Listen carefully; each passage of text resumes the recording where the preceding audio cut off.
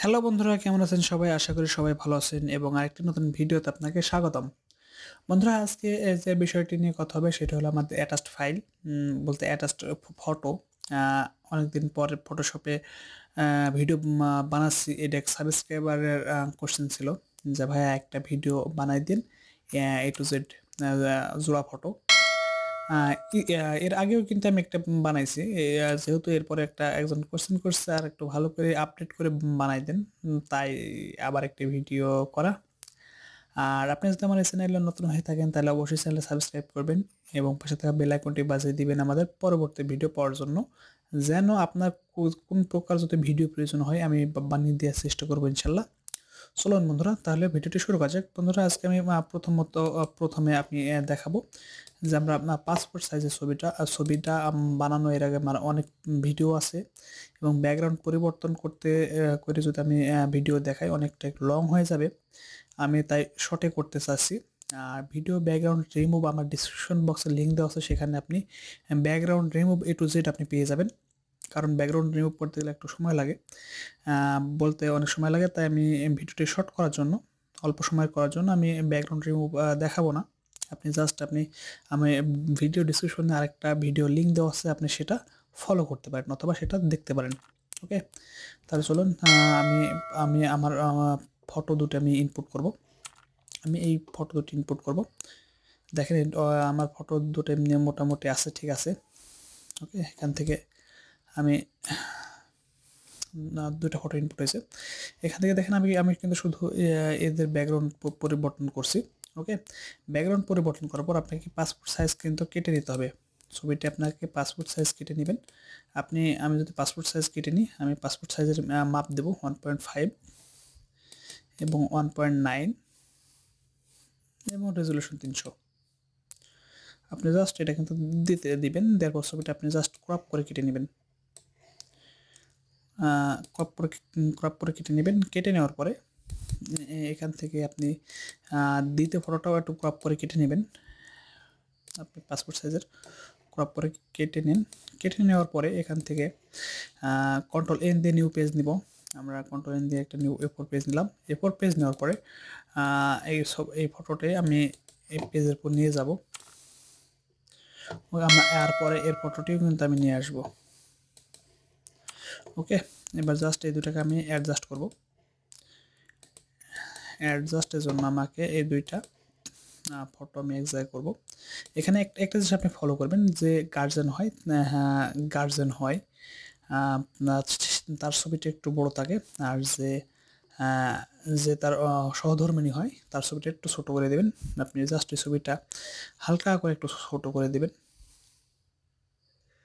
এই পরিমাণ থাক, সমস্যা নেই, এই পরিমাণ থাকলে আমার চলবে। এখান থেকে আপনাকে একটা খেয়াল রাখতে হবে যে গার্জেন কিন্তু সবসময় আপনার বামে বসবে। গার্জেন সবসময় আপনার বামে বসবে, কিন্তু ডানে না। এটা কিন্তু আপনি মাথায় রাখবেন যে গার্জেন আছে সে কিন্তু বামে বসবে। ওকে, এরপরে এই ফটোটাকে আমাকে ক্রপ করে কাটতে হবে। আমি আমি আবার ক্রপে যাব। ক্রপ টুলে গিয়ে এখানে আমি যেমন এর আগে দিছিলাম 1.5 1.9, এটা সম্পূর্ণ উল্টা যাবে। 1.9 আমি আগে দেবো 1.9 এবং 1.5 এটা দেবো। এটাকে আমি কিন্তু রেজলিউশন 300 রাখবো। রাখার পর এটা আমাকে কাটতে হবে।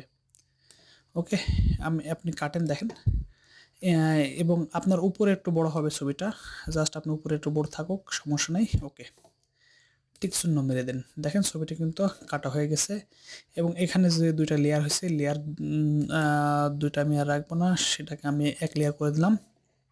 করে নেওয়ার পরে এখানে যে ম্যাজিক টুলটি আছে, আপনি দেখেন ম্যাজিক টুল দিয়ে আমি কিন্তু পিছনের ব্যাকগ্রাউন্ডটা আবার কিন্তু আমি দিয়ে দেবো।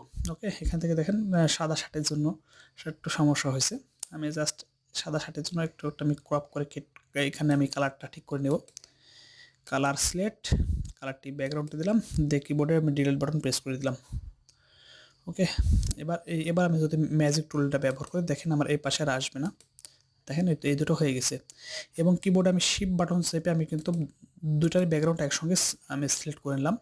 সিলেক্ট করে নিয়ে কিবোর্ডে Ctrl+Alt+D বাটনটা প্রেস করলাম। প্রেস করার পরে একটু একটু সময় নিচ্ছে, sorry. Control অল্টা delete D button, এটা হচ্ছে ফেদার। আপনি 1.2 রাখবেন, রাখার পরে এখানে কিবোর্ডের ডিলিট বাটনটা প্রেস করে দিবেন, তাহলে দেখেন ব্যাকগ্রাউন্ডটা সম্পূর্ণ কিন্তু হয়ে গেছে। আর এই বিষয়টি নিয়ে আপনার যদি কমেন্ট থাকে অবশ্যই আপনি কমেন্ট করতে পারেন, এবং বুঝতে না পারলে অবশ্যই বলবেন। এবং আমি আরেকটি ফটো করে দেখাচ্ছি আপনাকে। আমি এই ফটোটি করতে একটু সমস্যা হবে, তারপর একটু শর্টে করে দেখাচ্ছি আপনাদেরকে। আর ব্যাকগ্রাউন্ড সম্বন্ধে যদি জানতে চান তাহলে আমার আরেকটা ভিডিও দেওয়া আছে, আপনি জাস্ট সেটা কিন্তু একবার দেখে আসতে পারেন, ব্যাকগ্রাউন্ড রিমুভ করার। ওকে, আপনি এই ছবিটা আমি ঠিক করব। ওকে, এখানে আমি অ্যাঙ্গেল করে ঘুরাই নি ছবিটা। ওকে, এটি জাস্ট আপনি ক্রপ করে কেটে নেবেন। আমি কিন্তু 1.9 দেওয়া আছে, আমি 1.5 এবং 1.9। তো আমাদের যে রেজলিউশন সেটা ঠিক সেম রাখবো। রাখার পরে টিক মার্ক দিয়ে দিলাম। টিক মার্ক দেওয়ার পরে ব্যাকগ্রাউন্ডটা আপনি রিমুভ করে দেন, ব্যাকগ্রাউন্ড রিমুভ। এবং পাশে একটু শ্যাডো আছে, আমি শ্যাডোটাকে ধরে নিলাম শিফট বাটন দিয়ে, এবং কন্ট্রোল অল্টা ডিলিট ফেদার মেরে আমি ডিলিট বাটন প্রেস করলাম। দেখেন ব্যাকগ্রাউন্ডটা পরিবর্তন হয়ে গেছে। এবং আমি ছবিটাকে হালকা ফর্সা করার জন্য কন্ট্রোল অল্টা এম বাটন প্রেস করলাম। ছবিটা হালকা ফর্সা হয়ে গেছে। ফর্সা হয়ে যাওয়ার পরে আপনি এবার আর একটা ছবি আনেন। এই ছবিটা যেহেতু এর ছবি জোড়া হবে, আপনি এই ছবিটা নিয়ে আসেন 180 ডিগ্রি অ্যাঙ্গেলে আনার পর ছবিটাকে আপনি ক্রপ করে কাটেন, আবার পাসপোর্ট সাইজের। ওকে, টিক মার্ক দিয়ে দিলাম।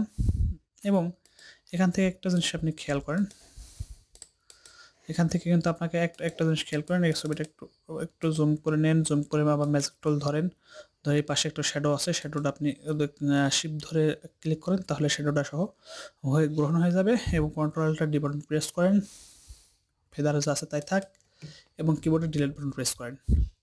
দেখেন মোটামুটি background change. Control অল্টা M button press করে ছবিটা হালকা ফর্সা করে নেন, ব্রাইটনেসটা বাড়াই দেন। এরপরে একটা নিউ পেজ নেন, নিউ পেজ নিয়ে ছবিটাকে আপনি দিয়ে দিলাম,